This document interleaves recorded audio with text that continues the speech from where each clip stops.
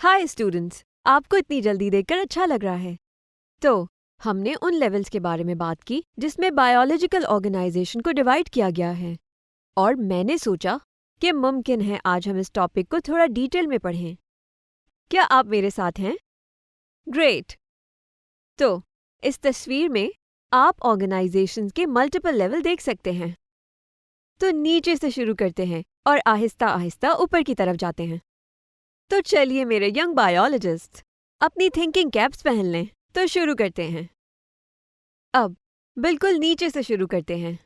हमारे पास स्ट्रक्चर्स हैं जो नेकेड आई से नहीं देखे जा सकते, यहाँ तक कि लाइट माइक्रोस्कोप से भी नहीं। ये इंतहाई छोटे स्ट्रक्चर्स तमाम लिविंग और नॉन लिविंग थिंग्स के बेसिक यूनिट होते हैं, जिन्हें एटम्स कहते हैं।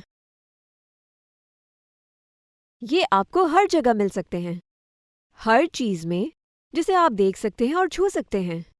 इसमें आप और आपकी स्क्रीन भी शामिल है, हर चीज जिसको आप पॉसिबली इमेजिन कर सकते हैं। लेकिन क्या इससे भी छोटी कोई चीज होती है?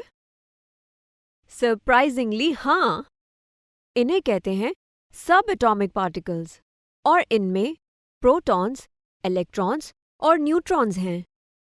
ये सबसे छोटे यूनिट्स हैं जो फोर्सेस को जोड़ के बड़े और मजीद बड़े पार्टिकल्स बनाते हैं।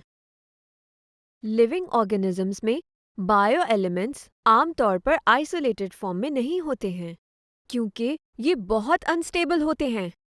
मैं बात कर रही हूँ कार्बन, नाइट्रोजन, हाइड्रोजन, फॉस्फोरस और कैल्शियम की।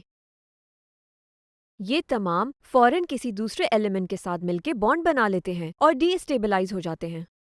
इसीलिए कई एलिमेंट्स के एटम्स एक दूसरे के साथ या मुख्तलिफ एलिमेंट्स के एटम्स के साथ ज़्यादा स्टेबिलिटी हासिल करने के लिए कंबाइन हो जाते हैं।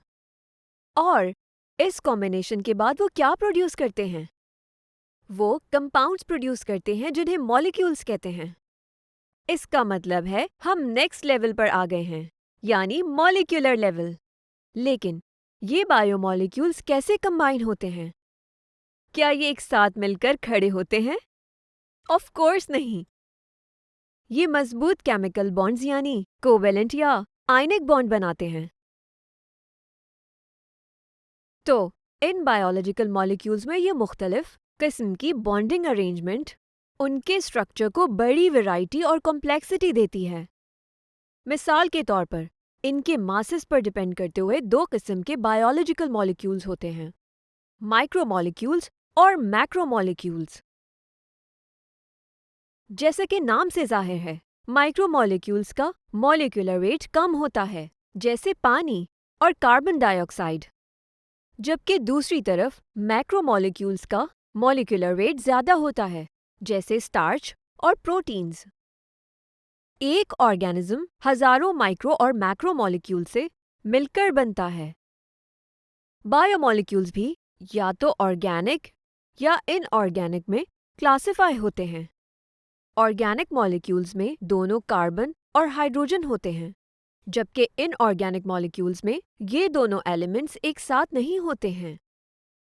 कुछ बहुत ही अहम और आसानी से मिलने वाले ऑर्गेनिक मॉलिक्यूल्स हैं glucose, amino acids, fatty acids, glycerol और न्यूक्लियोटाइड्स जैसे एटीपी, एडीपी और एएमपी।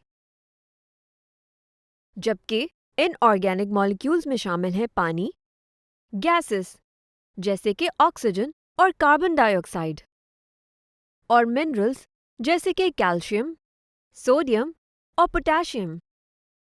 ये बहुत इंटरेस्टिंग है। मगर क्या होता है जब ये मैक्रो और माइक्रो मॉलिक्यूल साथ जमा होते हैं?